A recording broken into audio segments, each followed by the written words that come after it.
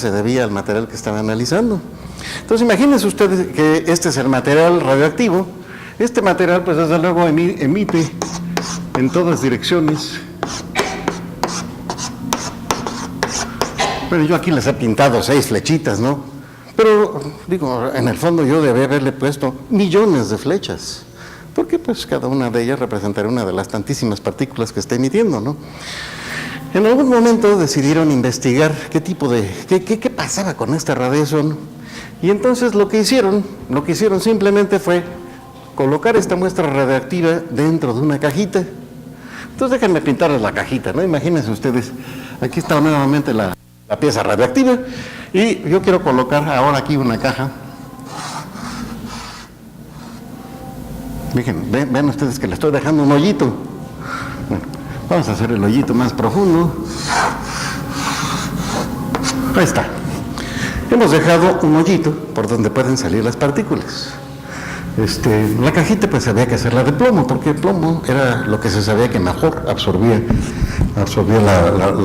esas partículas y no las dejaba pasar, ¿no? Y entonces hicieron un experimento muy interesante. Yo creo que hay que bajarle el volumen a esto, ¿no? Digo, a pesar de que no quiero, me tapa la canción de afuera, creo que está demasiado alta, ¿no? Ya, gracias. En fin, entonces, se trató de hacer el siguiente montaje, ¿no? Miren, déjenme llenar esta parte exterior de un campo magnético. El campo magnético, acuérdense que se pueden producir con un imán. La mejor manera de producir un campo magnético bien uniforme es con las llamadas bobinas de Helmholtz. De estas ya hemos hablado aquí, pero hoy no pienso repetirlo, ¿no? Imagínense entonces ustedes que yo coloco en toda esta parte, voy a colocar un campo magnético que penetra en el plano del pizarrón, es decir, está dirigida hacia adentro del pizarrón, y esto normalmente se representa poniendo círculos que tienen una cruz. La cruz básicamente representa las flechas de las plumas de una flecha que entra en el plano del pizarrón. Y entonces las partículas que salen por aquí pues se encuentran de dos estilos. Hay unas que se van derecho, hay otras que se desvían hacia arriba y hay otras que se desvían hacia abajo. Eso es realmente sospechoso, ¿no? Pero la idea para analizar todo esto es la formulita que dice que la fuerza que produce un campo magnético es igual al producto de la carga por la velocidad de la carga multiplicada por el campo magnético. Ahora, en esta formulita, yo quiero recordarles que esa formulita no es una simple multiplicación, ¿no? Ahí hay 3 ingredientes diferentes. La Q es la carga, la V de vaca, es la primera, pues, es la velocidad de la partícula, y la segunda, la V de burro, la que he puesto en mayúscula, es el campo magnético. Y acuérdense que se deben utilizar la regla de la mano derecha para investigar dónde está el resultado, ¿no? Entonces aquí está la regla de la mano de la derecha. Con el índice deben ustedes apuntar en la dirección de la velocidad, y con el dedo medio apuntan ustedes al campo magnético. Entonces ven ustedes, una partícula que salga por aquí se mueve hacia la derecha, entonces yo empezaría por apuntar hacia la derecha. Y luego miren ustedes, este dedo debe apuntar en la dirección del campo magnético. Si lo pusiera yo así, estaría apuntando hacia afuera del plano del pizarrón. Y yo les dije que entraba, ¿no? Entonces tengo que girarlo. Y vean ustedes que ya en estas condiciones, mi dedo índice ya apunta en la dirección de la velocidad de la partícula, mi dedo medio ya apunta en la dirección del campo magnético, y entonces mi pulgar señala la dirección de la fuerza.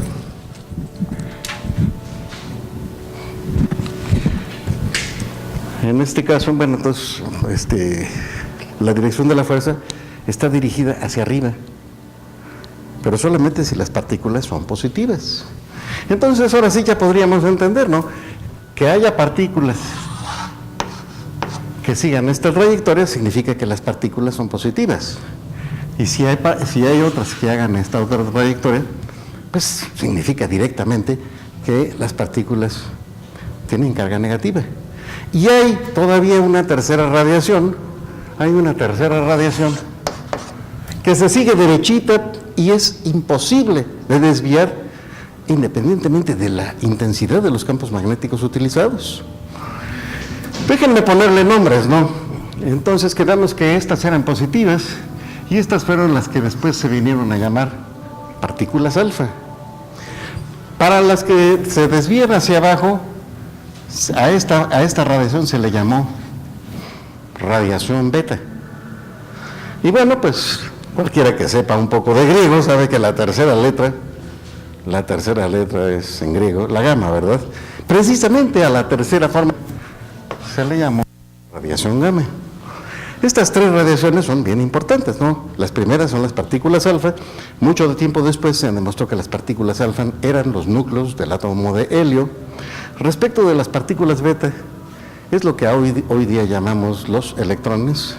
Y las partículas gamma son rayos de luz muy intensa, no visible. Es demasiado energético el haz de rayos. Esta radiación es demasiado energética. Puede, por ejemplo, inducir una reacción nuclear, ¿no? Es una radiación muy importante. Yo tengo ganas de platicar a ustedes de esta radiación beta, que es la que es más importante, ¿no? Déjenme decirles primero que todo, es que pues tampoco se supo que la radiación beta estaba formada de electrones. Entonces vino la enorme conjetura, ¿y de dónde salen los electrones?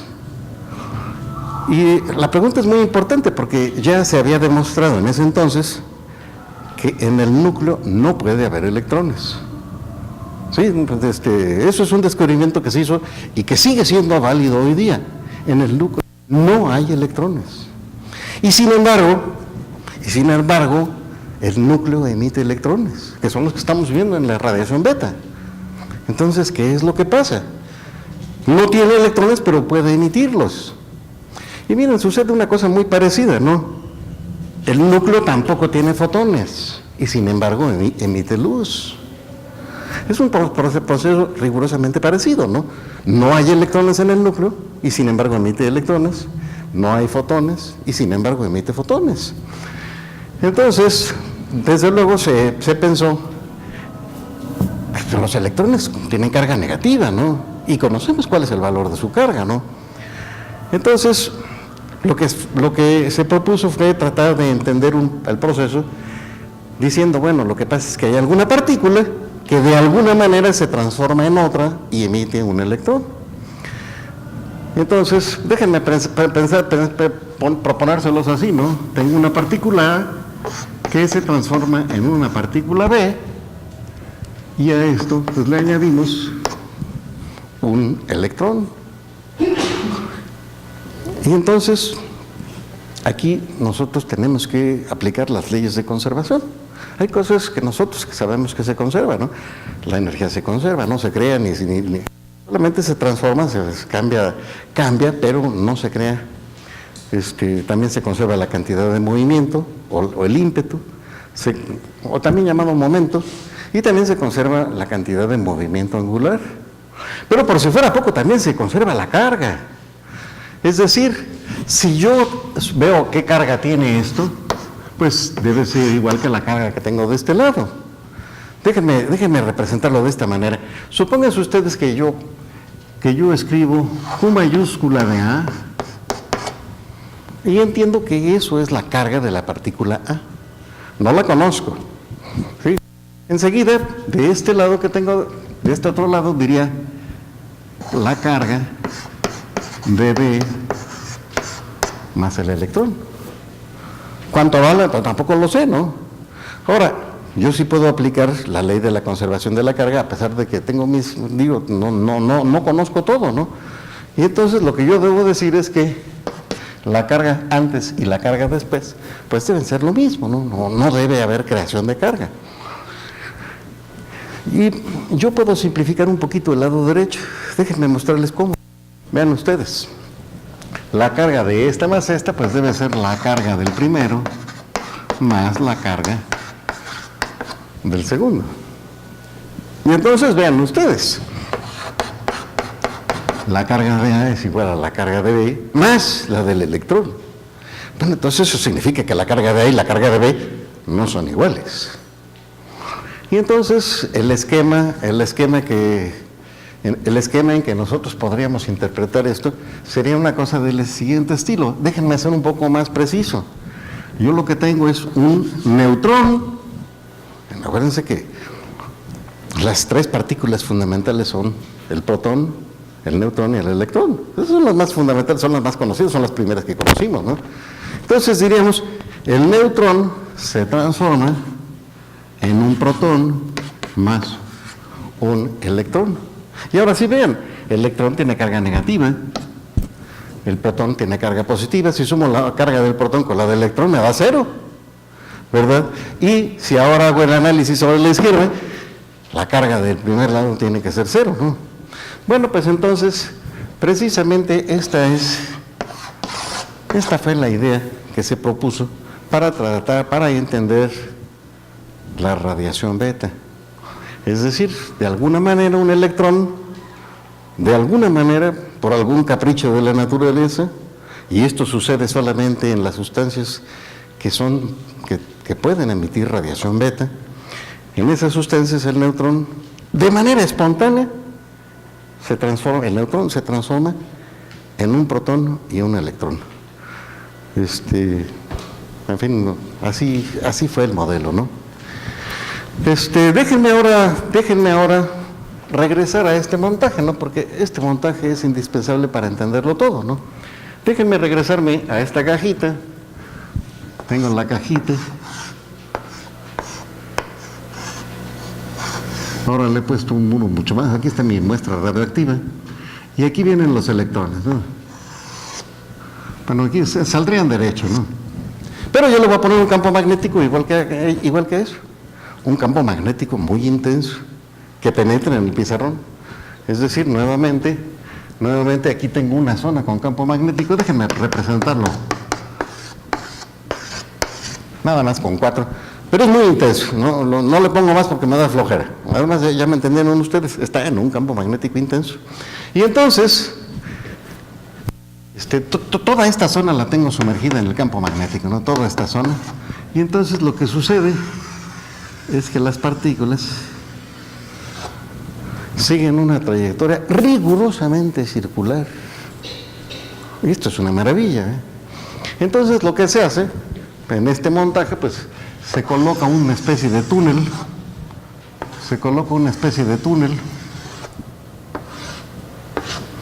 de tal manera que los electrones van a ir a lo largo del centro del túnel. Y acá de este lado, y aquí de este lado yo puedo poner un detector de electrones.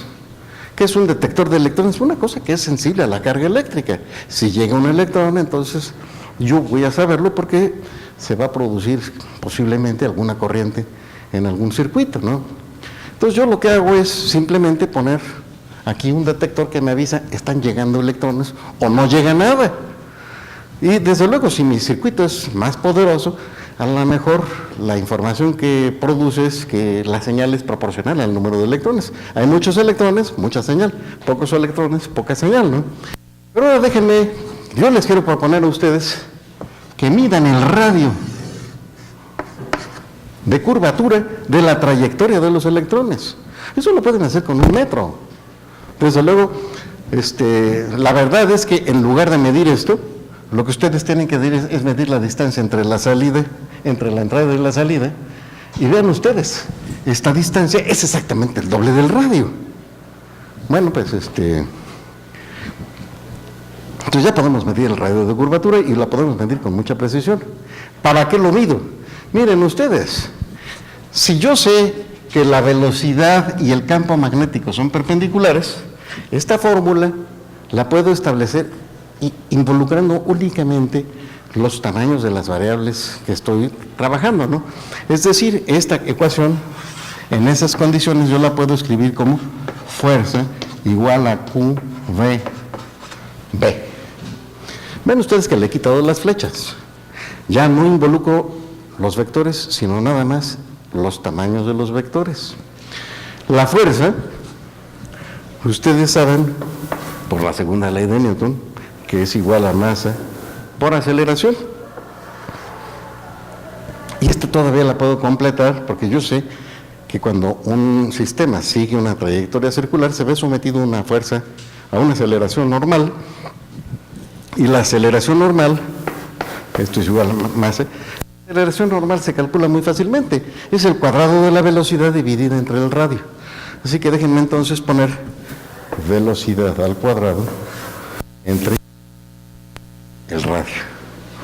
Esta formulita que yo les acabo de pintar es muy sencilla, pero permite entenderlo todo. Déjenme mostrarles a ustedes, ¿no? Desde luego, este es igual que este e igual que este, así que yo puedo poner este aquí abajo también, ¿no? U por B por B. Y noten ustedes que la velocidad aparece en el primer miembro, a la primera potencia, pero aparece a la segunda potencia en el segundo. Bueno, pues yo puedo dividir todo entre la velocidad, y entonces divido ambos miembros entre la velocidad. Tenía dos números iguales, los dividí entre un mismo número, quedan dos números iguales. Lo interesante es que aquí la velocidad que está abajo y la que está arriba se cancelan. Mientras que ven ustedes que de este lado voy a tener, esta cancela una potencia, entonces me quedo con M por B entre R. Noten ustedes ahora que de aquí yo puedo inferir que M por B es igual a R por Q por B. Vean ustedes que el aparatito que yo les propongo, esta zona con su campo magnético, es un aparato que me permite medir la cantidad de movimiento del electrón. ¿Cuál es la cantidad de movimiento del electrón? Es el producto de la masa del electrón por la velocidad del electrón. Y yo la mido directamente nada más midiendo el radio de curvatura, la carga del electrón que ya conozco y el campo magnético que yo estoy produciendo con mis bobinas de Helmholtz y que por lo tanto yo conozco con mucha precisión. Bueno, entonces vean ustedes, este aparatito lo que hace es permitirme medir la cantidad de movimiento, también llamada momento, del electrón cuando sale después de ser producida por la fuente radioactiva, ¿no? Pero déjenme transformar esta ecuación en una cosa con un poco más de significado. Yo sé que ustedes conocen una ecuacioncita muy famosa, pero muy famosa. Es más, a lo mejor ni tengo que escribirla, ¿verdad? Mejor sí la escribo porque a lo mejor me equivoco y no la conocen, ¿no? Pero ahí les va. La energía es igual al producto de la masa por la velocidad de la luz al cuadrado, ¿no? Esta la encontró Einstein originalmente, ¿no? Ahora bien, esta energía involucra tanto la energía de movimiento como la llamada energía en reposo, ¿no? De tal manera que entonces esta energía es igual a la masa en reposo por la velocidad de la luz más una cierta energía T, que es la que corresponde a la energía del movimiento, ¿no? A mí lo que me gustaría es determinar cuánto vale la T. Hay muchas expresiones para la energía, ¿no? Esta que yo les pinté es la más famosa. Sin embargo, quiero proponerles otra que resulta muy útil. Esta que yo les voy a poner también es de Einstein y es esta otra, ¿no? Esto es igual a P cuadrada más M0 cuadrada C cuadrada por la raíz cuadrada. Sacando la raíz cuadrada, y a esto lo multiplicamos por la velocidad de la luz. Las dos fórmulas son de Einstein. Ahora, ¿cuál es el interés de hacer todo esto? Bueno, es muy sencillo. Acuérdense que yo estoy interesado en entonces yo puedo decir que entonces la T es igual a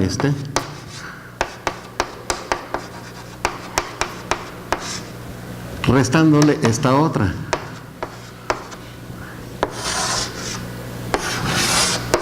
Ahí está. Esa es la energía que tienen las partículas que han sido emitidas por esa fuente radioactiva. Y ahora, pues, esta P que está acá, es igual al producto de la masa por la velocidad que yo he investigado acá. Bueno, entonces yo puedo sustituir esta expresión aquí, y entonces tengo que la energía cinética es igual a la velocidad de la luz multiplicada por, voy a poner primero M0 cuadrada, C cuadrada, más P cuadrada, que vale RQB más RQB al cuadrado, y a esto le resto M0C cuadrada. Bueno, pues ahí está la energía. Esa es la energía que tienen las partículas. Y yo, si hago el experimento, me encuentro que algunas partículas tienen una energía y algunas tienen otra. No tienen siempre lo mismo. Y este es el primer fenómeno. Cuando yo les decía a ustedes que el neutrino es una partícula muy especial, resulta efectivamente muy especial, porque esta partícula contradice 3 principios de conservación de la física. No se satisface la conservación de la energía, no se satisface la conservación de la cantidad de movimiento y no se satisface la conservación del momento angular. Es decir, es una partícula, perdónenme la expresión, es para sentarse a orar, contradice todo. Déjenme ahora mostrarles a ustedes un experimento muy interesante, ¿no? Usando este montaje, pero colocando aquí un detector. Entonces, en este detector yo tendría una señal de este estilo, ¿no? Déjenme. Este dispositivo únicamente me detecta a mí la cantidad de movimiento. La cantidad de movimiento yo luego la tengo que introducir en esta fórmula. Pero bueno, el caso es que en el caso de este experimento quisiera empezar con las velocidades más elevadas, y entonces a la hora de hacer la gráfica yo tomaría velocidades tan altas que no hay ninguna partícula en ese experimento, y de repente ustedes encuentran un cierto número, el número que finalmente cae para su más mínima energía, ¿no? Aquí yo lo que les he puesto básicamente es la energía, y acá lo que les estoy proponiendo pues es el número de electrones. Déjenme poner una simple n, el número de electrones que se están determinando. ¿Cómo se determinaría esto? Bueno, pues básicamente sería, por ejemplo, esta altura sería proporcional a la corriente que produzca el detector en este punto. Si hay mucha corriente, significa que hay muchos electrones. Hay poca corriente, significa que hay pocos. Bueno, entonces, ustedes harían una gráfica de este estilo. Y quiero ahora sí ya señalarles la primera dificultad, ¿no? Acuérdense ustedes que yo estaba proponiendo un esquema de un neutrón se transforma en un protón más un electrón. Ahora vamos a regresarnos al núcleo completo. En el núcleo completo, yo tenía normalmente un núcleo caracterizado por un cierto número de protones. Acuérdense que eso es el número atómico, ¿verdad? Y esto está asociado con un cierto número total de neutrones y protones. Y eso normalmente se representa con la letra A. La he colocado abajo, ustedes se la van a encontrar en todos lados. La he colocado abajo. En particular no la he querido poner arriba, porque si la pongo arriba, a lo mejor piensan ustedes que tengo que elevarla al cuadrado, al cubo o alguna otra potencia, y no hay que elevar nada, es nada más un símbolo.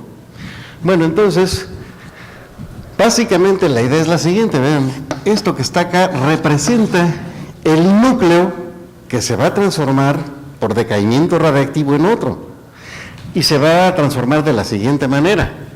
Originalmente yo tenía un neutrón que se transforma en un protón. Es decir, en este núcleo se transforma en otra cosa que tiene el mismo número total de protones y de neutrones. Sin embargo, dense ustedes cuenta que un neutrón se transforma en un protón. Es decir, aumenta en 1 el número de protones. Entonces, en ese decaimiento,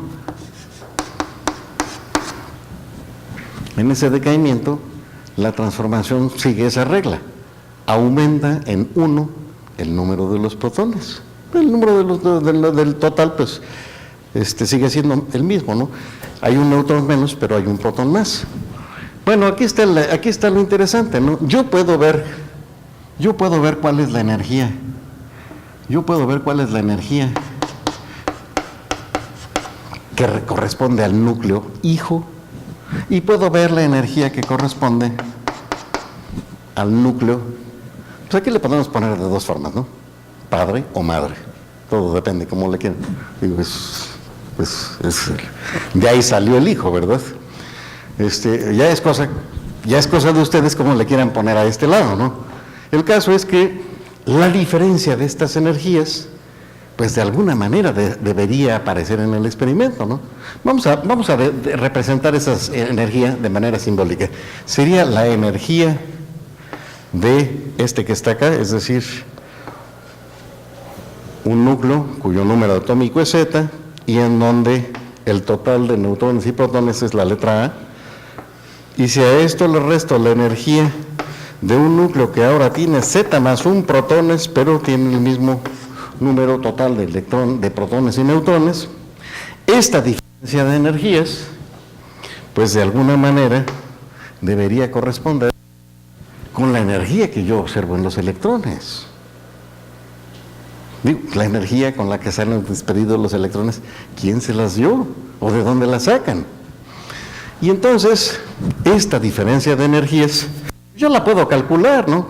En el caso del bismuto, 210 es el número total. A ver, déjenme, me hace falta mi acordeón. A mí se me olvida todo, ¿verdad? Pero aquí tomé el dato.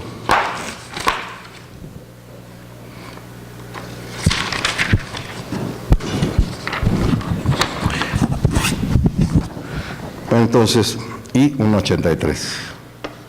¿Sí? El 83 es el número de protones en el núcleo y 210 es el número que se obtiene de sumar los 83 protones con el número que haya de neutrones.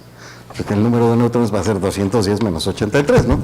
Bueno, este es un átomo radiactivo y entonces, pues si yo tengo ganas de que se proceda esta reacción nuclear, entonces se va a transformar pues en un elemento diferente que tiene 210 abajo y aquí arriba va a tener 84, ¿no? Pues no me acuerdo cuál es el nombre de pero aquí se va a producir otro bicho, déjenme llamarlo simplemente A, es un nuevo nuclido, otro núcleo, y entonces yo todo lo que tengo que hacer es ver cuál es la diferencia de energías entre el núcleo original y el núcleo final, y esta diferencia de energías, bueno, esta diferencia de energías resulta ser de 1.17 MeV. 1.17 mega electron volts. Para que se den ustedes una idea de qué tan grande es esta energía, ustedes necesitan aproximadamente un MeV1 para crear 2 electrones. ¿Sí? O dicho de otra manera, la energía de un solo electrón es de aproximadamente medio MeV. Bueno, esto es para que se den ustedes idea de qué tan grande es esta energía, ¿no? Y entonces, cuando se hace este experimento, pues sucede una cosa extraordinaria. Extraordinaria porque pues le dice a uno que uno no anda tan mal en la interpretación. Déjenme ponerles el dato. Si ustedes hacen esta gráfica y ponen los datos numéricos, este puntito es de 1.17 MeV. Este que está acá es 0. Y entonces vean ustedes, de alguna manera aparece efectivamente en este dibujo la diferencia de energías. ¿Cuál es la diferencia de energías? Es de 1.17 y es este extremo.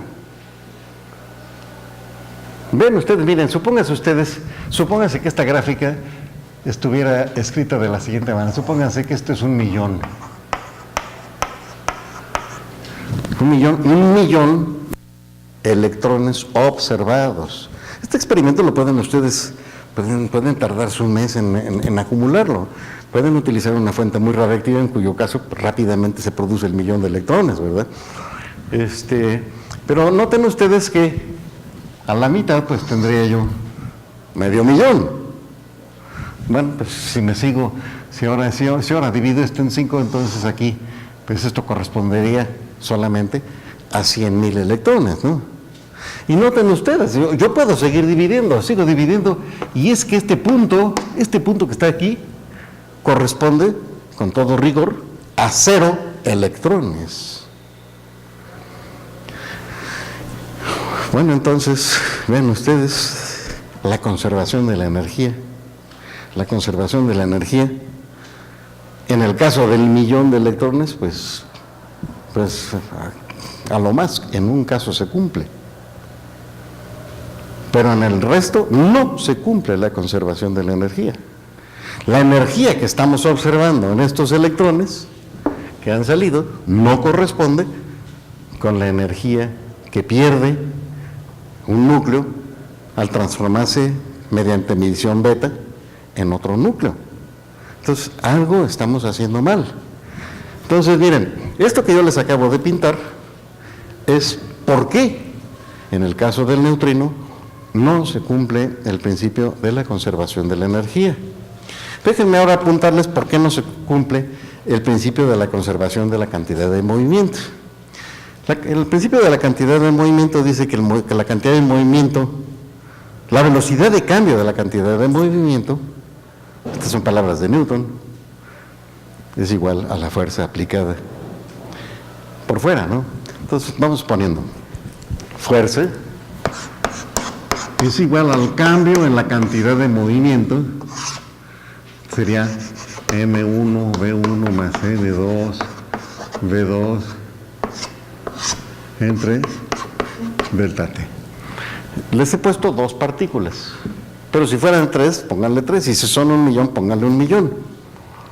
A mí no me hacen falta ahorita más que 2 partículas. ¿Cuáles son las partículas que yo quiero poner?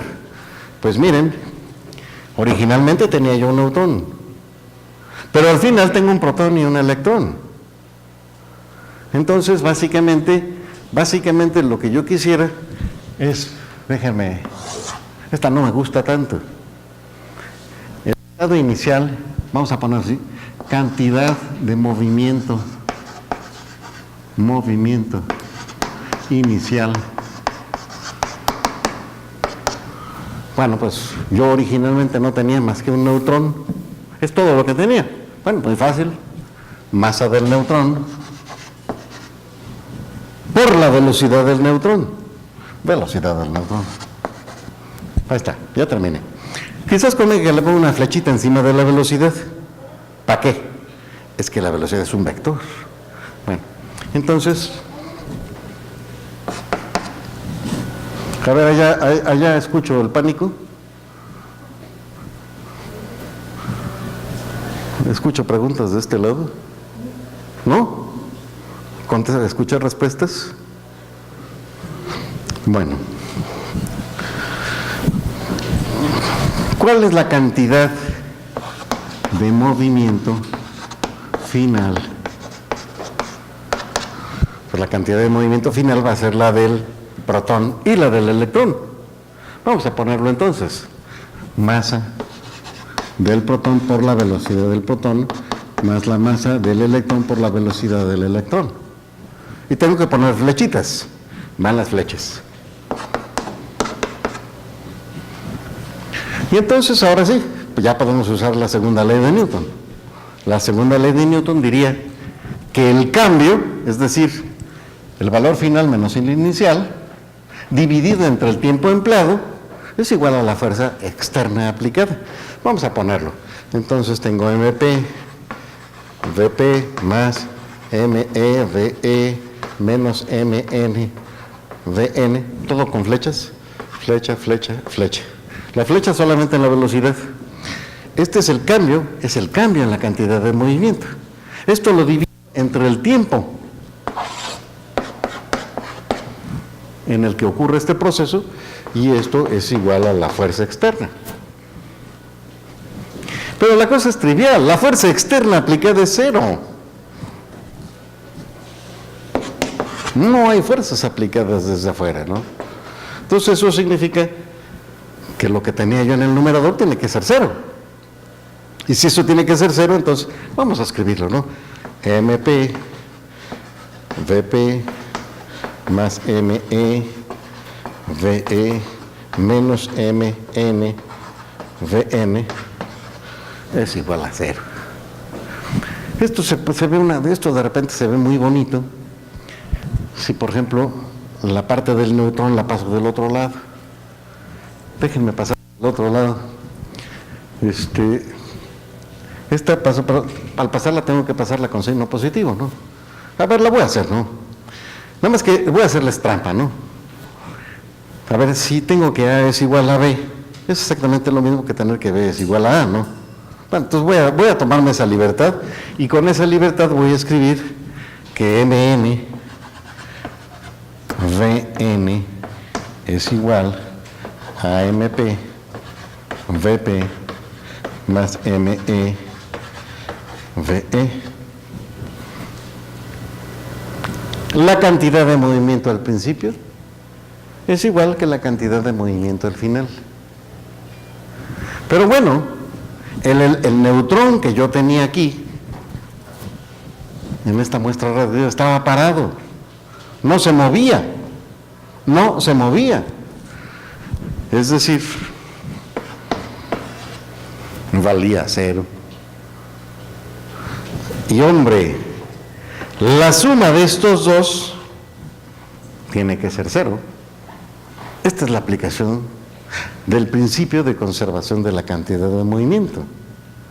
La suma debe dar 0. ¿Qué significa, no? Miren ustedes, significa lo siguiente, déjenme ponerlos directamente acá, ¿no? MP, VP más ME, VE es igual a 0. Supónganse ustedes que pueden ver el electrón y miden la velocidad del electrón. ¿Cómo la medirían? Pues con un proceso igualito que este, ¿no? Y entonces podrían medir el producto de masa por velocidad. Bueno, si ustedes miden este producto para el electrón, hombre, pues qué maravilla, porque si ya han encontrado que ese producto valía 4, el otro tiene que valer ¿cuánto? Menos 4. Ahí está lo interesante, ¿no? Miren ustedes, déjenme poner aquí entonces que MP, VP es igual a menos ME, VE, y todavía puedo dar un paso más. Puedo despejar la velocidad del protón va a ser igual a menos ME, VE, entre MP. Y vean ustedes, si yo tengo la velocidad del electrón en un sentido, automáticamente la del protón va para el otro lado. No son del mismo tamaño, pero si uno va para un lado, el otro va para el otro. Eso es directo, ¿no? Y en el experimento del neutrino, muchas veces se pudieron observar tanto el electrón como el protón, y no iban en direcciones contrarias. No van en direcciones contrarias. ¿Qué es lo que pasa? No se conserva la cantidad de movimiento. Entonces, esta parte que yo les decía a ustedes aquí, no se conserva.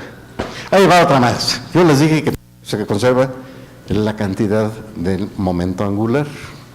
Sucede lo siguiente, ¿no? El protón es una partícula que tiene una propiedad magnética, magnética, conectada con el vector spin. Viene siendo como si el protón estuviera girando como un trompo. La Tierra es un trompote inmenso, ¿no? Y está girando. Bueno, pues la Tierra también tiene su spin. El caso es que el protón tiene un spin 1/2. Y el electrón tiene un spin 1/2. Y el neutrón tiene un spin 1/2. Las tres tienen 1/2. Nada más que aquí hay un problemón. De este lado tengo 2 y de este nada más tengo 1. Si suman ustedes 1/2 y 1/2 y los dos están en la misma dirección, 1/2 más 1/2 va a dar 1. Sin embargo, si uno apunta para arriba y el otro para abajo, entonces 1 más 1/2 y menos 1/2 da 0. Es decir, del lado derecho solamente puedo obtener los números 0 y 1, mientras que en el primer miembro tengo un medio. Entonces aquí están las tres violaciones de las leyes de la naturaleza en esta reacción en donde un neutrón se transforma en un protón más un electrón.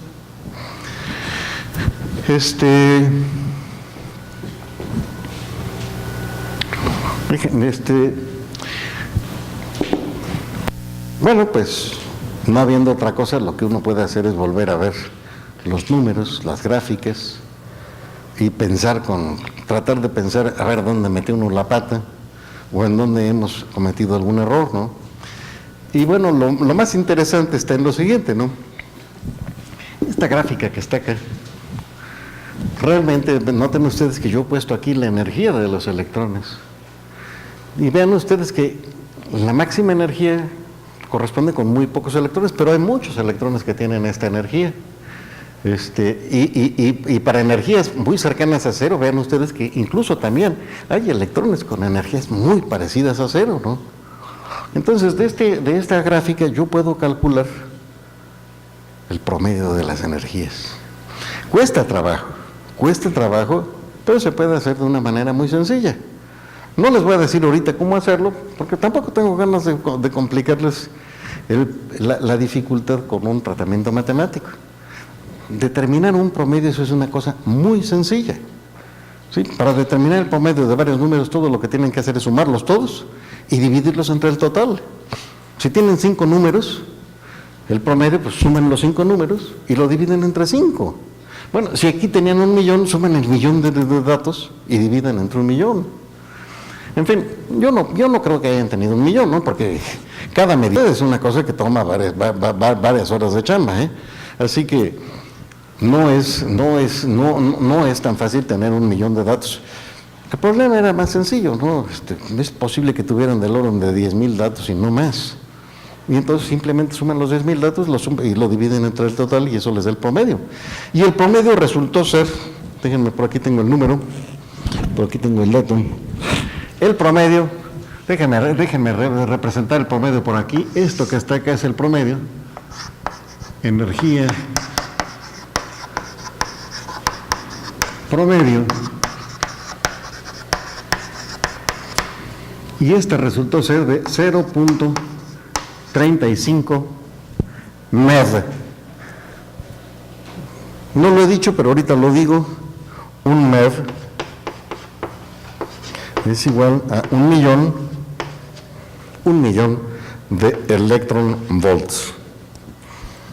Es una unidad de energía. El electron volt es el resultado de multiplicar la carga de un electrón por una diferencia de potencial de un volt.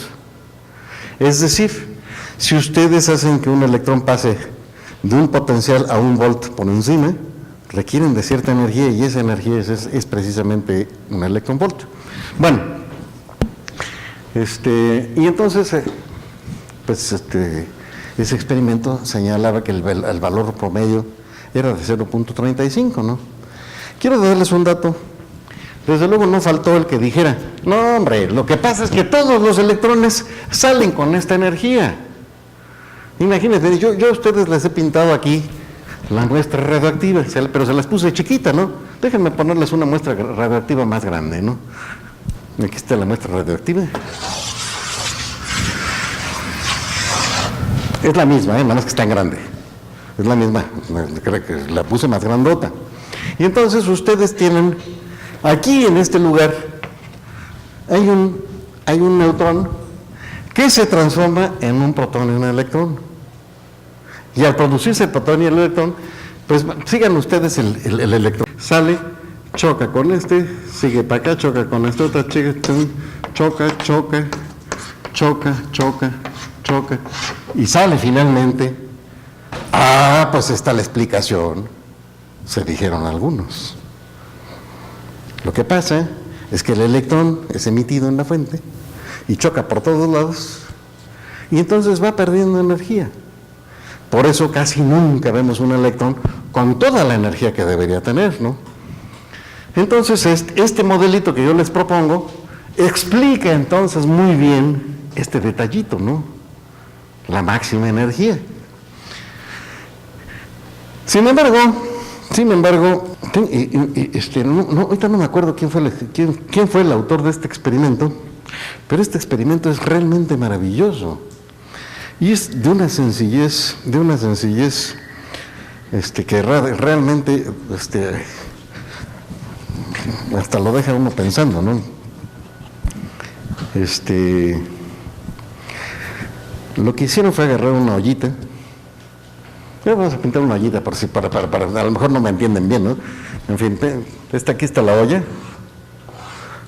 Piensen en una olla transparente para que puedan ver lo que pongo adentro, ¿no? No tiene, pues, puede ser de aluminio. Aquí le ponemos su cosa para agarrarla, ¿no? Aquí le ponemos agüita, agua. Aquí le ponemos ahora un termómetro. ¿Para qué es el termómetro? Pues para medir la temperatura, ¿no? Y luego, esto lo encierro, todo esto lo encierro en uno de estos refrigeradores de unicel. ¿Para qué? Pues para que no le entre ni le salga calor. Es todo lo que necesito, ¿no? Nada más que en este experimento, mi pedacito aquel, mi muestra radiactiva, la coloco aquí. Ahí está la muestra radiactiva. ¿Qué pasa? Pues sencillo.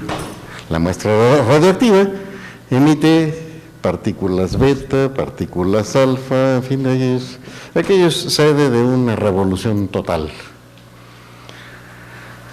Y entonces, pero no estoy pensando en las partículas alfa ahorita, estoy pensando en una partícula que solamente emite partículas beta, que es, por ejemplo, el caso del bismuto. Así que le pongo una muestra con bismuto. ¿Y qué es lo que sucede en este experimento? Bueno, pues, si yo me espero un rato, la temperatura empieza a aumentar. Se va calentando el agua. Y eso me permite entonces determinar por la cantidad que aumenta la temperatura del agua, cuál es la cantidad de calor que se debería aplicar para que se produzca el mismo incremento de temperatura. Y entonces, como ya sabían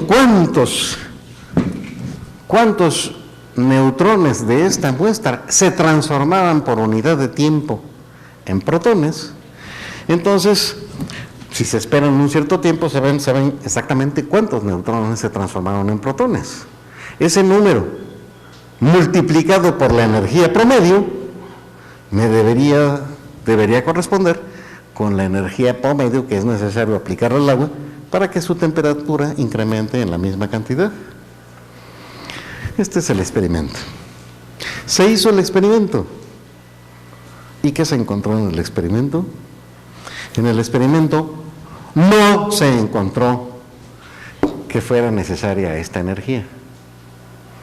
Se encontró que era necesaria esta energía. ¿Cómo la ven? Esto echa por el suelo la hipótesis, el mecanismo maravilloso de los choques del electrón contra la matriz del material que le iban quitando la energía. Los electrones salen con tantísima energía que salen sin chocar contra nadie y sin perder energía. Es decir, esta expresión es la distribución de energía de los electrones correcta y no hace falta estar pensando que existen algunos choques. Pero esto es una tristeza, ¿no? Porque ya que descubrimos que esa es la distribución correcta de los electrones, entonces ahora otra vez nos volvemos a encontrar con tres problemas. No se cumple la conservación de la energía, no se cumple la conservación de la cantidad de movimiento y para acabarla de amolar, no se cumple la conservación de la cantidad de movimiento angular.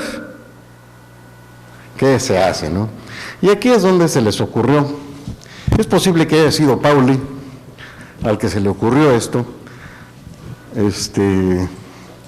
Y de esto casi estoy seguro que fue Enrico Fermi el que bautizó esta nueva partícula. En lugar de escribir esta fórmula así, Pauli decidió escribirla de esta otra. En lugar de que el neutrón se transforma en dos partículas, el neutrón se transforma en tres. Y esta última, hoy día, la escribimos con una rayita encima. En esta formulita, el neutrón se transforma en un protón, en un electrón, y lo que hoy día llamamos un antineutrino. Son estas tres cosas, ¿no? Estas son quizás posiblemente nuestras primeras reacciones de la química nuclear. Son de las más interesantes, ¿no? Y se llegan a presentar de otras formas, ¿no?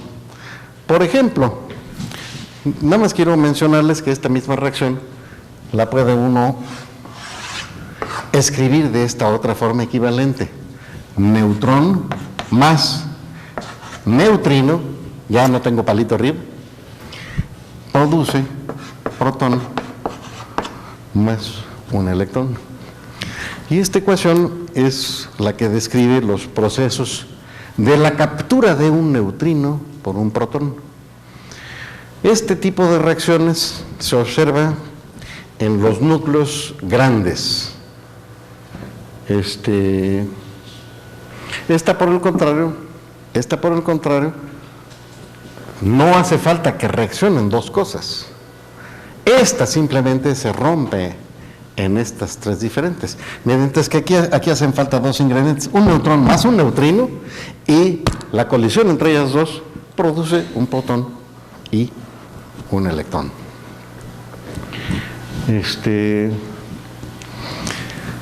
Bueno, entonces vamos viendo cómo cambian todas nuestras leyes, ¿no? Estas dos ecuaciones, pues esta es correcta, pero la cantidad de movimiento final debería tener la masa del neutrino por la velocidad del neutrino. Y si yo coloco estas tres juntitas, entonces en el fondo yo debo tener una cosa de este estilo, ¿no?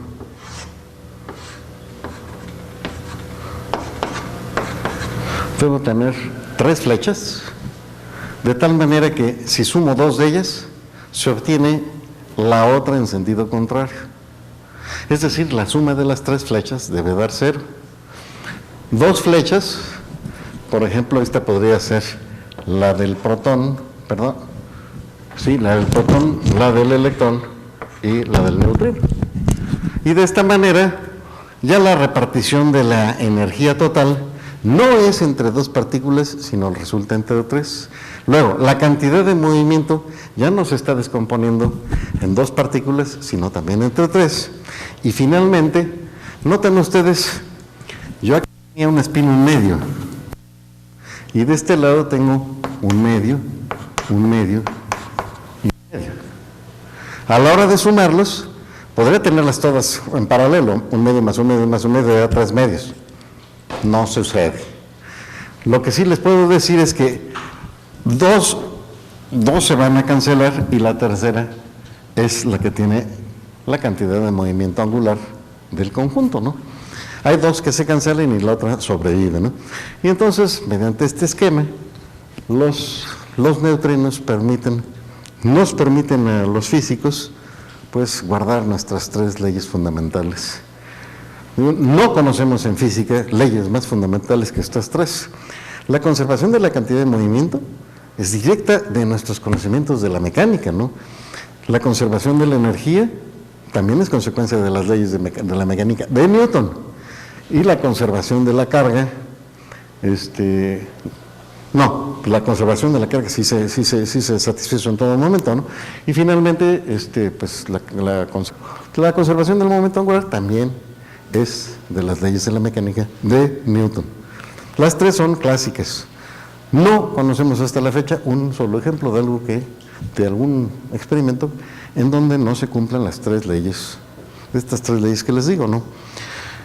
Entonces el neutrino nos permite, gracias al neutrino nos podemos entender este experimento, y desde luego el neutrino pues sigue siendo un problema muy interesante, a pesar de que fue descubierto antes de 1930, todavía nos sigue dando lata.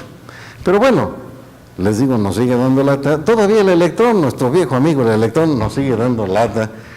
Un electrón es una particulita que tiene una cierta masa, tiene un cierto spin, tiene una cierta carga. Con estos tres datos se puede saberlo todo sobre el electrón, gracias al trabajo de un individuo cuyo apellido es Dirac, ¿no? Pero todo el jugo que se le puede sacar a estos tres numeritos maravillosos, y la teoría del electrón y del positrón, pues constituyen un capítulo interesante en la física. En fin, si tienen alguna pregunta y yo pudiera responderla, le entro. Si no, pues espero tener la decencia y honestidad de decir que no sé. Entonces, el neutrino más bien fue inventado, más que descubierto.